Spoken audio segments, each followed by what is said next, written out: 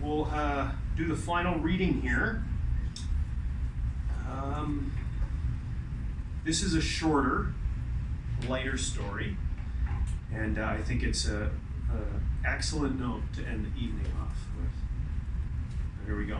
I ask you again to still your hearts and minds. Please turn off your phones, and let's finish this book launch together as a community.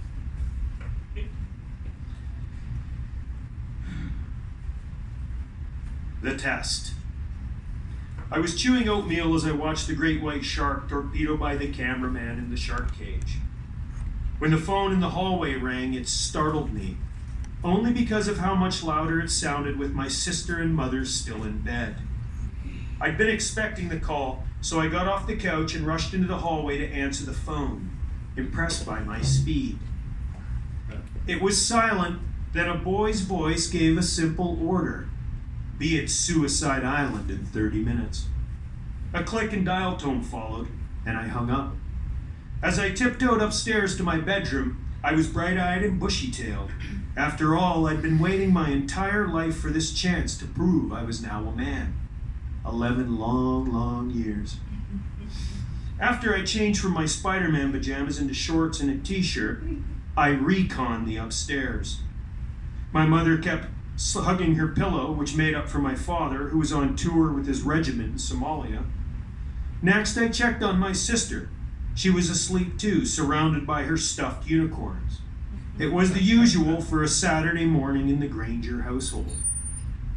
If my father was home, we would have been getting ready to head out and fish the river for bass or walleye or big old channel cats. Or maybe we'd be driving into Pembroke to shop at the Army surplus, pick up some cool Army shirts with military insignias and sayings like "death from above" and "kicking ass and taking names." Over the previous few years, my father had been away on back-to-back tours in places like Cyprus and Bosnia, as had my friends' fathers. Morale was on the decline, my father said the last time he was home. Men were going to start burning out. It seemed the older boys around the base had stepped in to fill our father's boots, toughen us younger boys up with arm bars and chokeholds and dares that made men out of boys.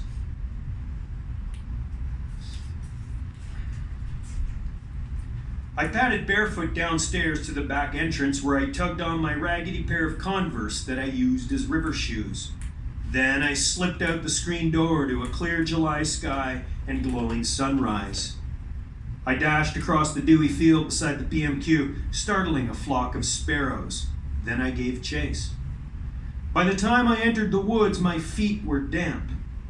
There was a chorus of birds and insects, and the smell of pine and raw earth hung in the air. Smells I'd known since I first ran those woods, soldiering with my buddies, barefoot sometimes, toy gun with me all the time. Remembering what the older boys had said about conserving my energy for the test, I slowed to a march on the shady path leading to Suicide Island.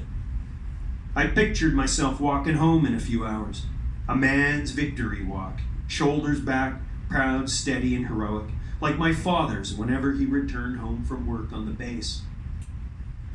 20 minutes later, I could hear the roar and crash of the Petawawa River in the distance, and my heart began to race and hands tremble. At that moment, there was the first hint of doubt.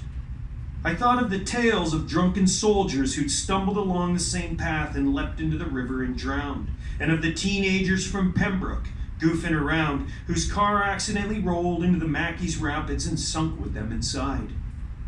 Rumor was the undercurrents had washed them down river to the island, and both wreck and bodies were still at the bottom. But mostly, I thought of Donnie Chensky. He was a 10-year-old from the base's south side who drowned 2 years before while trying to pass the test. No one knew he'd drowned for 3 days because the other boys who'd been involved had been too frightened to come forward. It was only after one boy's little sister had told her mother that it happened that the MPs were notified, and the search began. Donnie's body was never recovered, though. I recalled overhearing my mother's words to my father after the search had been called off. She said, "The poor boy's family must be devastated knowing the river just swallowed him up like that." When I arrived at the top of the 30-foot bank, the launching area overlooking Suicide Island, I gazed down at the swift and roiling Petawawa River. It was darker than the water of Otter Lake where my grandparents lived. Images of bloated bodies with empty eye sockets and skeletons tangled in weeds bobbed up from somewhere in my mind, like deadheads in the river. I took a deep breath, opening and clenching my hands, trying to calm the tremble that had only gotten worse. The island was off to the left a ways, allowing challengers some leeway, as the strength of the current would sweep even the strongest swimmer downriver. It was so small that I thought it would be tough to hit with a stone. It was so small I'd spent many nights laying in my bed while staring at my G.I. Joe figures, wondering how a little hump in the river could mean so much to so many, but always falling asleep before I'd found an answer. Right in the middle of the island, next to a barren and stunted tree, sat a large pile of rocks which I knew carried great meaning. The suicide pile, and next to it, a painted turtle basked in the sun. I smacked my gums, worried about the bitter taste I'd been warned of for years. All the older boys I looked up to said it might start to creep in during times like that. The taste known by deserters and chicken shits. The taste of cowardice. There were footsteps behind me then, and I turned around. My buddy Petey was walking toward me on the path, and when he waved and smiled, my tremble began to calm. Petey had that way about him, whether we were about to charge the Frenchies forward or chat up Sarah and Rebecca at the roller rink or outside the movie theater after a Saturday matinee. We'd been buddies since before I could remember. I knew this because his mother had photos that I couldn't remember being taken. "Knew you'd show, buddy," said Petey. We high-fived like we always did when we first met and before we separated. "It doesn't look that bad," I said, nodding to the island. Petey stepped to the edge of the bank and kicked the earth and caused a small avalanche, sending up a large dust cloud. "Nah, if Greg and Steve made it, we got this all day," said Petey. "We're not going down with Donnie." A bird chirruped loudly from the treetops and flew out over the river in big loops. A branch cracked and ferns rustled. Petey and I locked eyes for a second. Then Chet burst from the woods, followed by the towering figure of Miles. Their faces were smeared with green camo stick, and they were dressed head to toe in green camo fatigues. They were both 13 years old. Older boys needed to be present to witness younger boys challenge the test, and then spread word of the results.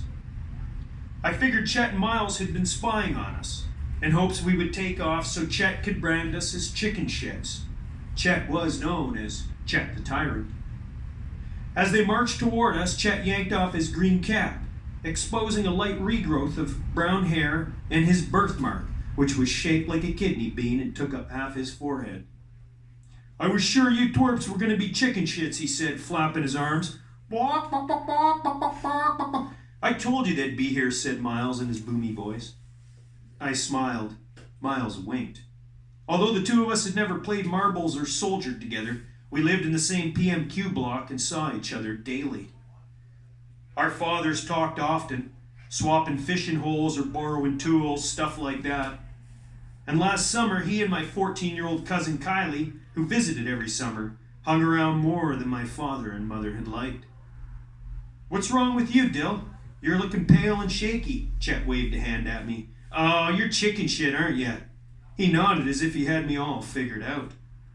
He wiggled his pinky finger in the air, wiggled it like a worm. "Don't worry, nothing's going to bite that little thing off. It's just a little wriggler. A perch wouldn't even look twice." The older boys roared with laughter, bouncing and shoving each other. They pounded each other's fists like everyone did after they scored a goal or watched a hero in the latest action flick wipe out a gang of scumbags.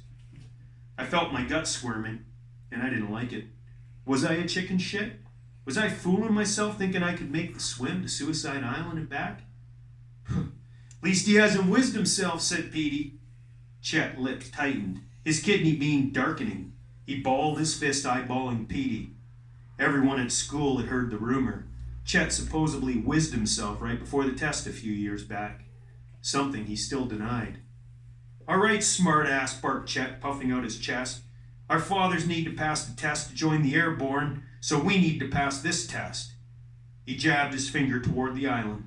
You need to get down the bank and swim across to the suicide island.